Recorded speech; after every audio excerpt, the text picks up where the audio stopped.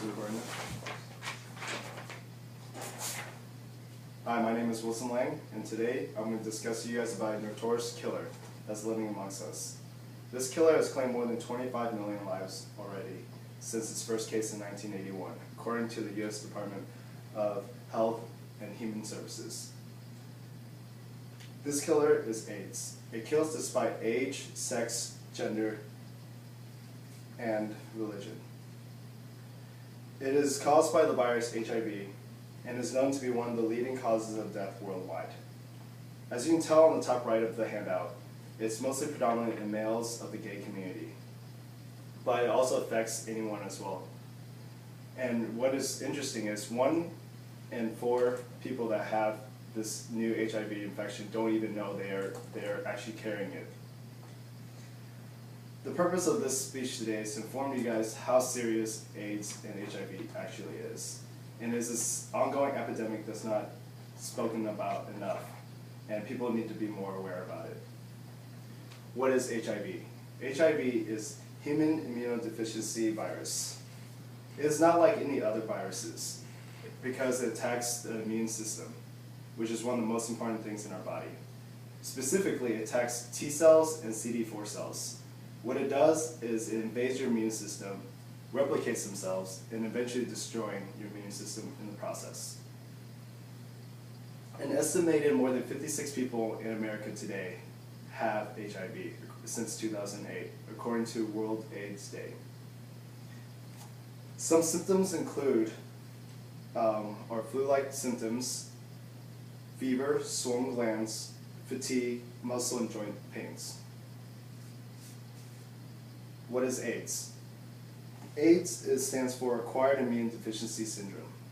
It is actually the final stage of HIV, but not everyone advances this stage, luckily. People in this stage already have very badly damaged immune system, which puts them at risk for infections.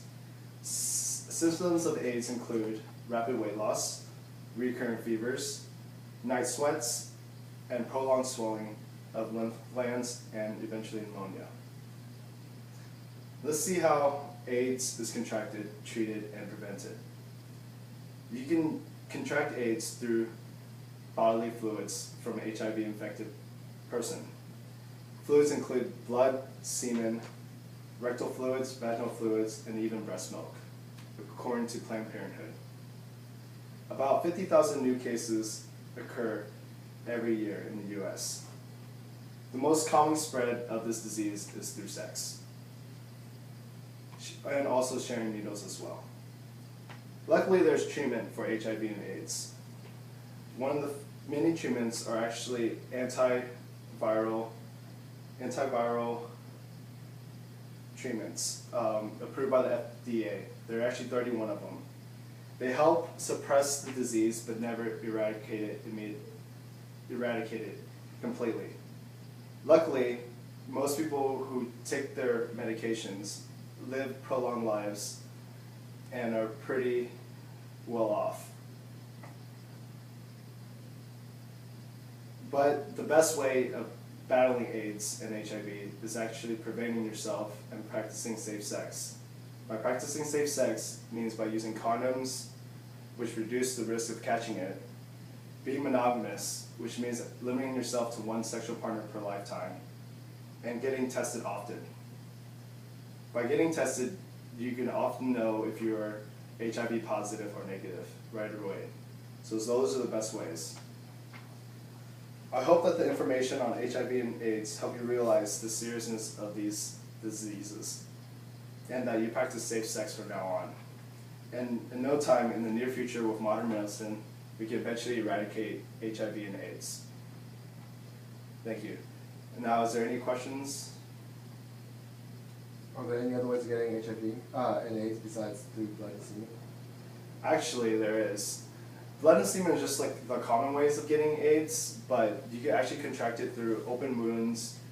Say a friend of yours that is HIV positive has a cut on his arm or hand, and somehow you had a cut as well, even a small cut, and you were helping him seal up this wound, and somehow his blood got into your system, you can get AIDS through that too.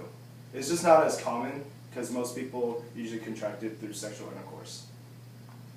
Any other questions? How soon will someone know if they have HIV or AIDS? So, catching it, when you catch it right away, you don't actually know you have it. Because the symptoms right away are going to be like flu-like symptoms. You're just going to think you're sick. Like having a fever, swollen glands, which are really common, like cold-like symptoms. So you won't know until you get tested.